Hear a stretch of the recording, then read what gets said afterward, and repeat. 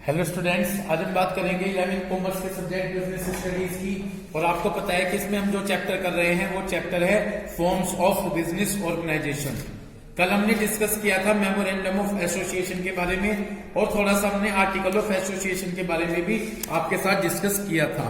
ठीक है, तो थोड़ा सा आज फिर दोबारा से लेकर चलते हैं आर्टिकल ऑफ एसोसिएशन से और जल्दी जल्दी से देखते हैं कि आर्टिकल ऑफ एसोसिएशन का मीन्स क्या होता है। देखिए, कल मैंने बताया था कि article of association basically article of association में कंपनी के इंटरनल मैनेजमेंट से रिलेटेड रूल्स और रेगुलेशन होते हैं।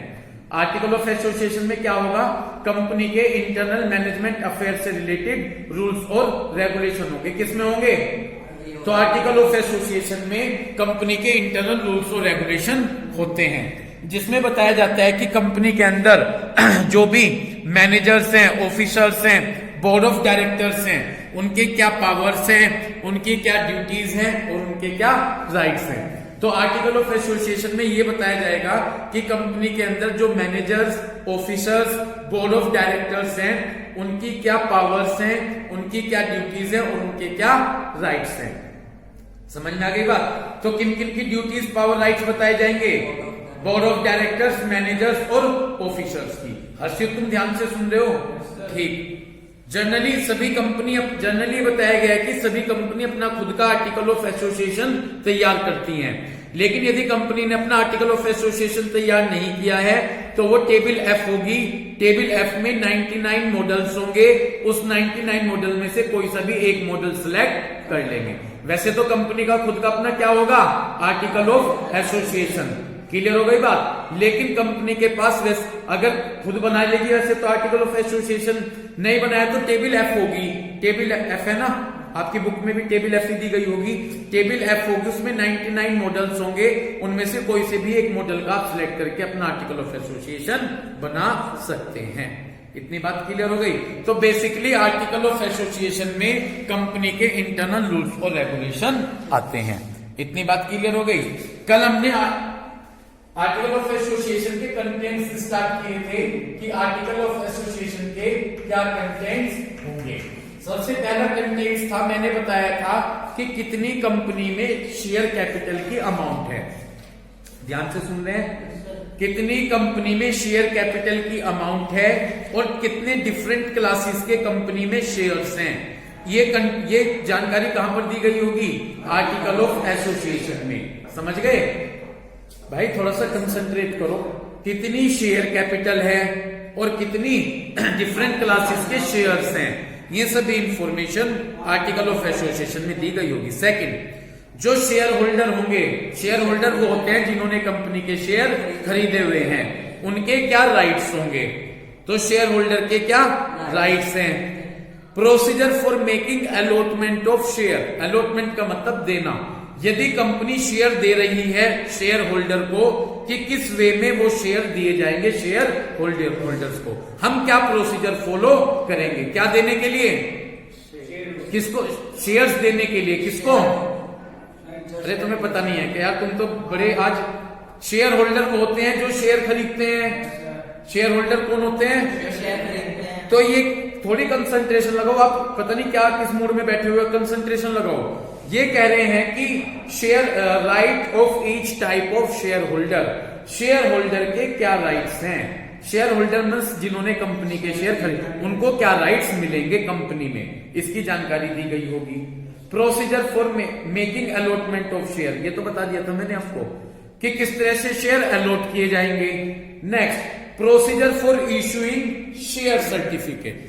कल मैंने बताया था कि जो कोई बंदा शेयर खरीदता है तो कंपनी उसे एक शेयर सर्टिफिकेट देती है। क्या देती है?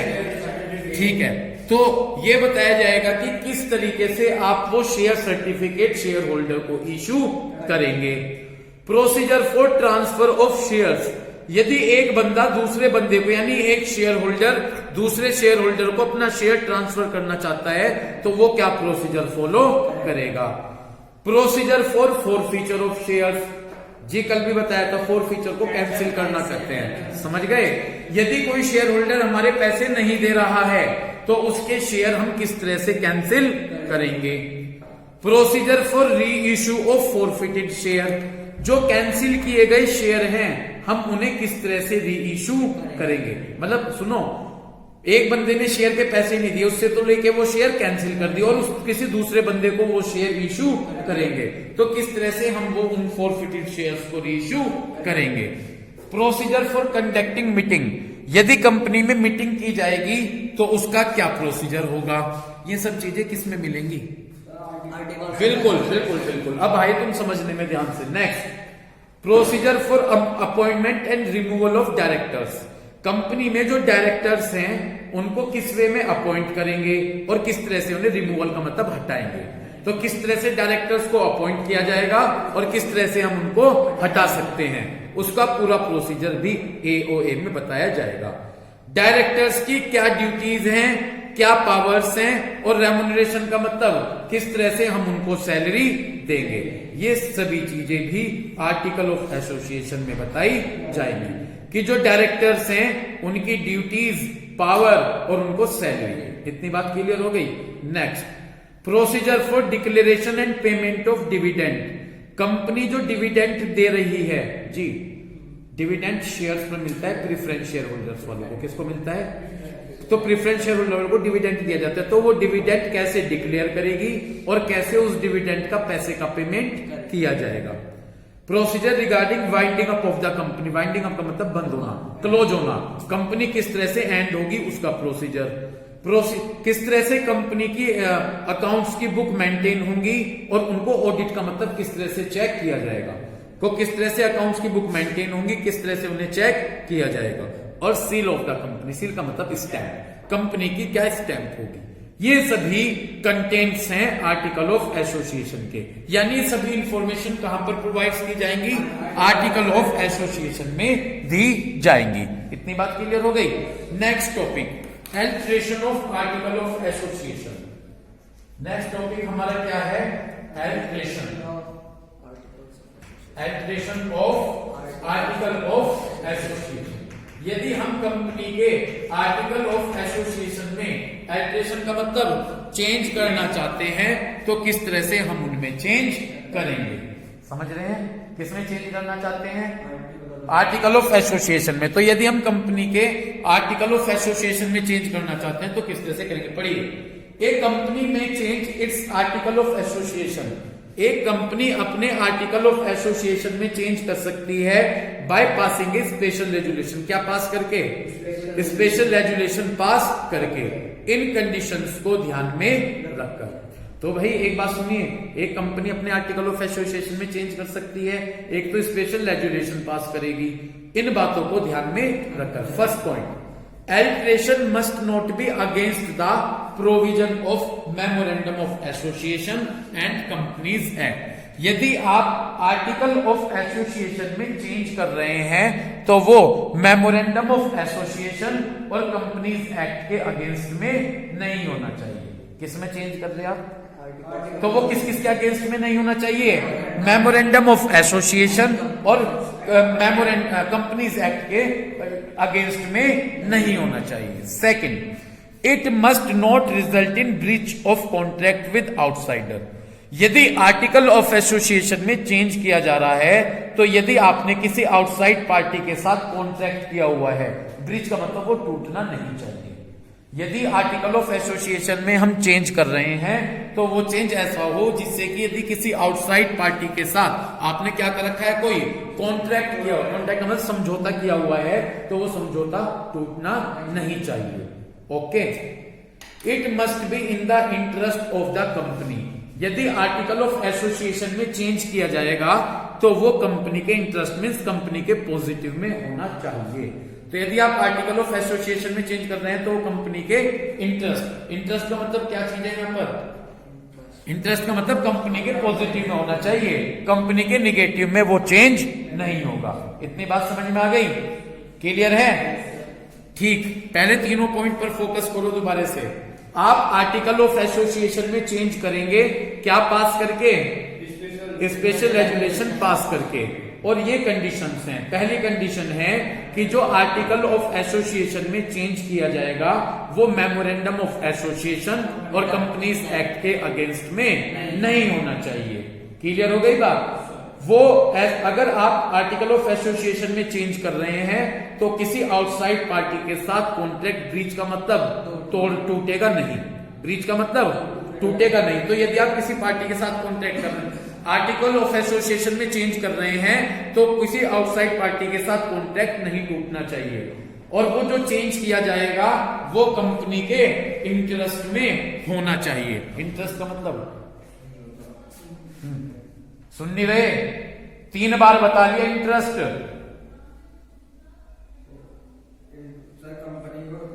इंटरेस्ट मीन पॉजिटिव, कंपनी के पॉजिटिव, सुन क्यों नहीं रहे ध्यान से, कंपनी के पॉजिटिव में होना चाहिए, कंपनी के इंटरेस्ट में होना चाहिए। यदि आर्टिकल ऑफ एसोसिएशन में चेंज करेंगे तो वो कंपनी के पॉजिटिव में होना चाहिए। Next, if the alteration involve conversion of public company, यदि अल्टरेशन का मतलब चेंज हो रहा है, ठीक, चेंज हुआ जिसमें पब्लिक कंपनी को आपने किस में कन्वर्ट कर दिया, प्राइवेट कंपनी में, तो इस तरह के चेंज के लिए सेंट्रल गवर्नमेंट से आपको अप्रूवल लेना होगा जी। यदि चेंज हुआ और चेंज होने से एक पब्लिक कंपनी किस में कन्वर्ट हो गई, प्राइवेट कंपनी में, तो आपको इसके लिए सेंट्रल गवर्नमेंट से क्या लेना पड़ेगा, अप्रूवल लेना पड़ेगा। समझ गए? तो भाई ये थे आर्टिकल ऑफ एसोसिएशन में हम किस तरह से चेंज कर सकते हैं। नेक्स्ट देखिएगा, नेक्स्ट मोस्ट इंपॉर्टेंट टॉपिक लिख लीजिए। नेक्स्ट टॉपिक है difference between MOA and AOA, यानी नेक्स्ट हमारा जो डिफरेंस बता रहे हैं वो डिफरेंस है किस किस के बीच में, मेमोरेंडम ऑफ एसोसिएशन और आर्टिकल ऑफ एसोसिएशन के बीच में। और इसे आप मोस्ट इंपोर्टेंट टॉपिक लिख लें कि difference between memorandum of association और आर्टिकल ऑफ एसोसिएशन एक इंपॉर्टेंट डिफरेंस है। डिफरेंस का फर्स्ट बेस है नेचर। डिफरेंस का फर्स्ट बेस क्या है, नेचर। आज मैं ज्यादा नहीं आपको प्रोस्पेक्टस तक ही कवर करूंगा, लेकिन आप इसे मेरे कहने से बहुत ध्यान से सुनिएगा। Nature, MOA is the charter, charter का मतलब कल संविधान बताया गया था। MOA कंपनी का चार्टर होता है और कॉन्स्टिट्यूशन भी संविधान ही कहलाता है। तो MOA या तो कंपनी का चार्टर कहलाया जाएगा या और कॉन्स्टिट्यूशन कहलाता है। लेकिन यदि AOA की बात करें, AOA refers to the bylaws of the company, ये कंपनी के बाय लॉज का मतलब इंटरनल रूल्स होते हैं, ये कंपनी के इंटरनल रूल्स हैं ताकि कंपनी को स्मूथली चलाया जा सके। समझ गए? तो आर्टिकल ऑफ एसोसिएशन में कंपनी के इंटरनल रूल्स आते हैं ताकि कंपनी को स्मूथली चलाया जा सके। समझ गए?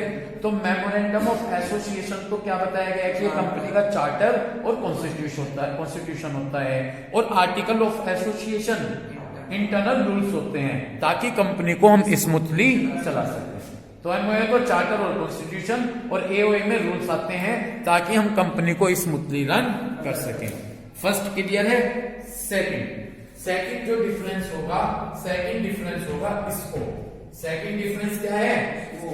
इसको, it defines the object and power of the company.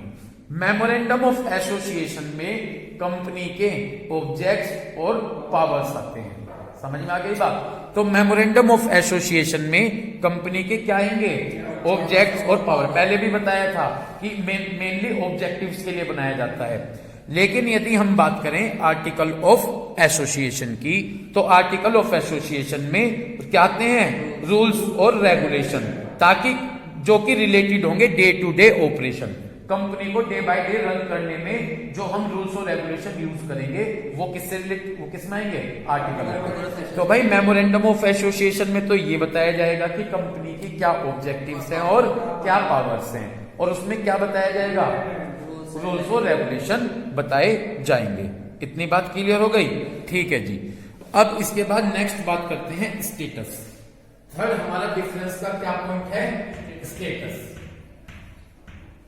देखिए, जो बताया गया है कि मेमोरेंडम ऑफ एसोसिएशन तो एक फंडामेंटल डॉक्यूमेंट्स, एक बेसिक डॉक्यूमेंट्स है। ठीक है जी, मेमोरेंडम ऑफ एसोसिएशन तो एक फंडामेंटल बेसिक डॉक्यूमेंट्स है। लेकिन यदि मैं बात करूं आर्टिकल ऑफ एसोसिएशन की, तो ये एक सप्लीमेंट्री डॉक्यूमेंट्स है। ठीक है जी, ये क्या है? सप्लीमेंट्री को पूरक बोलते हैं, किसी चीज के लिए जरूरी होना, पूरक है ना। इतनी बात क्लियर हो गई।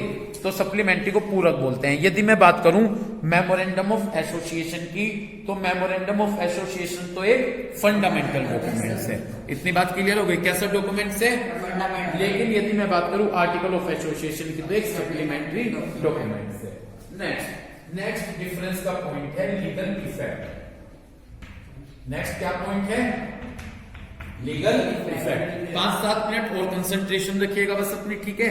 नेक्स्ट है जी लीगल इफेक्ट। जो act done beyond the scope of memorandum, यदि स्कोप का मतलब एरिया, यदि कोई काम आप मेमोरेंडम ऑफ एसोसिएशन के बाहर करेंगे वो वॉइड, वो बेकार होगा।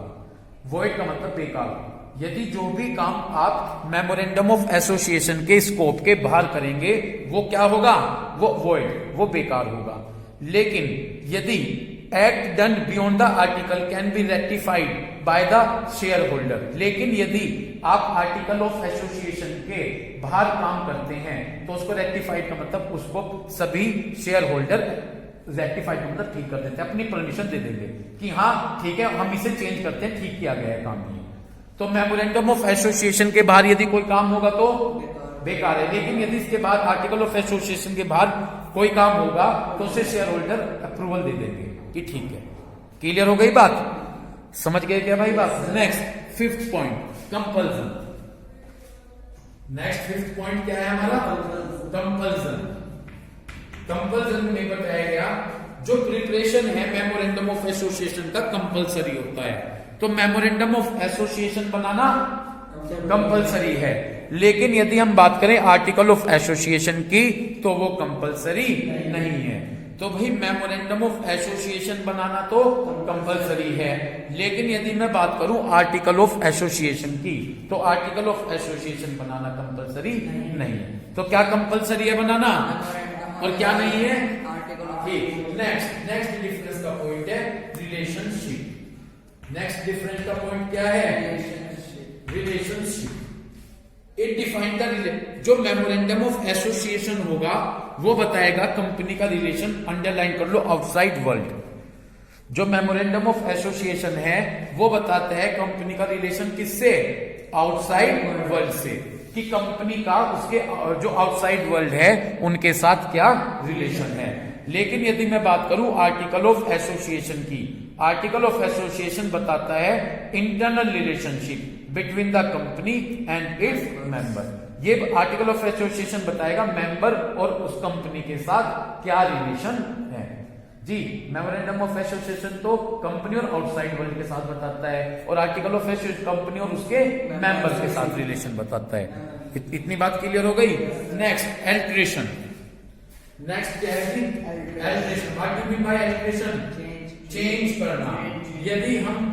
यदि हम बात करें मेमोरेंडम ऑफ एसोसिएशन की तो it is difficult and lengthy procedure. यदि हम मेमोरेंडम में चेंज करना चाहते हैं तो ये बड़ा डिफिकल्ट और लेंथी प्रोसीजर है। समझ गए? यदि हम किस में चेंज करना चाह रहे हैं? मेमोरेंडम ओए में, तो इसलिए बड़ा डिफिकल्ट और लेंथी प्रोसेस है। आपको इसके लिए गवर्नमेंट से परमिशन लेनी होगी कि हम एमओए में चेंज करना चाहते हैं। लेकिन यदि आप बात करें आर्टिकल ऑफ एसोसिएशन की तो उसमें चेंज करना बहुत इजी और सिंपल प्रोसेस है। आपको गवर्नमेंट से भी अप्रूवल लेने की जरूरत नहीं। तो कहां पर चेंज करना बड़ा डिफिकल्ट टास्क है और गवर्नमेंट की परमिशन लेनी होगी। लेकिन आर्टिकल ऑफ एसोसिएशन में चेंज करना बहुत इजी और सिंपल है और आपको गवर्नमेंट से परमिशन।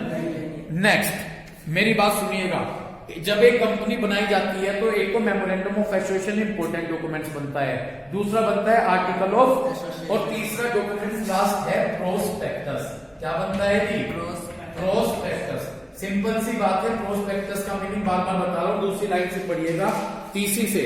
एक प्रोस्पेक्टस इज ए डॉक्यूमेंट, एक प्रोस्पेक्टस एक डॉक्यूमेंट होगा दैट इनवाइट पब्लिक, जो कि पब्लिक को इनवाइट करती है कि आए और कंपनी के शेयर्स को सब्सक्राइब करें, शेयर और डिबेंचर को खरीदें। सब्सक्राइब का मतलब, तो प्रोस्पेक्टस एक डॉक्यूमेंट है जिसमें हम पब्लिक को इनवाइट करते हैं कि आए और कंपनी के शेयर और डिबेंचर्स को खरीदें, तो उसे हम कहते हैं प्रोस्पेक्टस। इतनी बात क्लियर हो गई? बस जी इस तरह से हमारे चैप्टर कंप्लीट होता है। लास्ट वाला टॉपिक डिलीटेड टॉपिक है। ठीक है, factors before starting the business, ये एक डिलीटेड टॉपिक है। इतनी बात क्लियर हो गई? क्लियर है भाई आपके? ये दोनों टॉपिक डिलीटेड मान लीजिएगा, डिलीटेड टॉपिक है। बस जी आज हम यहीं तक स्टडी करेंगे। तो इस तरह से अब हमारे 9 चैप्टर कंप्लीट हुए और ओनली 1 चैप्टर बचता है। Thank you.